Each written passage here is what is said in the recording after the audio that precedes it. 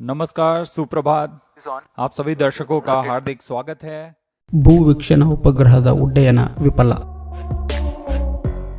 ಭಾನುವಾರ ಕೈಗೊಂಡಿದ್ದ ಭೂವೀಕ್ಷಣ ಉಪಗ್ರಹದ ಉಡ್ಡಯನ ವಿಫಲವಾಗಿದೆ ಎಂದು ಇಸ್ರೋ ಹೇಳಿದೆ.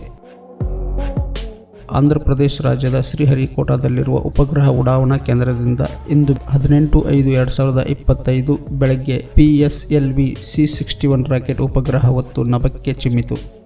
10, 9, 8, 7, 6, 5, 4, 3, 2, 1, 0.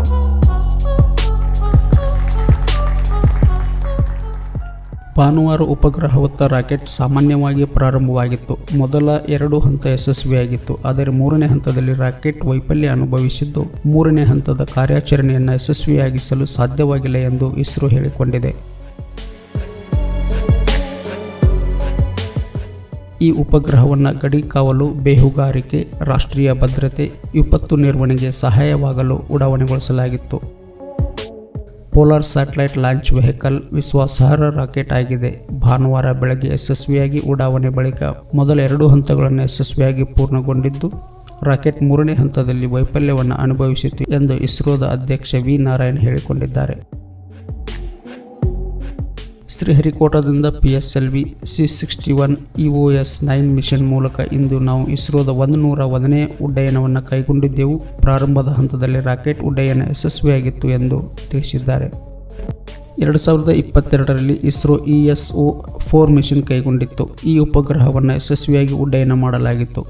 ಇದೇ ಮಾದರಿಯಲ್ಲಿ ಈಗ EOS-9 ಮಿಷನ್ ಕೈಗೊಳ್ಳಲಾಗಿತ್ತು. ಈ ಉಪಗ್ರಹವು ಹಗಲು, ರಾತ್ರಿ ಮತ್ತು ಎಲ್ಲ ಮಾದರಿಯ ಹವಾಮಾನದ ವ್ಯವಸ್ಥೆಯಲ್ಲಿಯೂ ಕೂಡ ಭೂಮಿಗೆ ಚಿತ್ರಗಳನ್ನು ಕಳಿಸುವ ಸಾಮರ್ಥ್ಯವನ್ನು ಹೊಂದಿತ್ತು.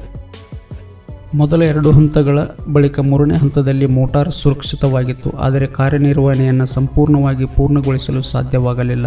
ವೈಫಲ್ಯಕ್ಕೆ ಕಾರಣ ಏನು ಎಂಬುದನ್ನು ನಾವು ವಿಶ್ಲೇಷಣೆ ಮಾಡುತ್ತೇವೆ ಎಂದು ಇಸ್ರೋದ ಅಧ್ಯಕ್ಷ ವಿ. ನಾರಾಯಣ್ ಇಸ್ರೋದ ಭೂವೀಕ್ಷಣಾ ಉಪಗ್ರಹ ಉಡ್ಡಯನ ವಿಫಲವಾಗಿದೆ ಎಂದು ಹೇಳಿಕೊಂಡಿದ್ದಾರೆ. Functioning of the third stage, we are seeing a observation and the mission could not be accomplished. After analysis, we shall come back. Thank you. ಮುಂಬರುವ ಪ್ರಯೋಗಗಳು ಯಶಸ್ವಿಯಾಗಲಿ ಎಂದು ಕೂಡ ನಾವು ಈ ಮೂಲಕ ತಮಗೆ ಹಾರೈಸುತ್ತೇವೆ. ಧನ್ಯವಾದಗಳು.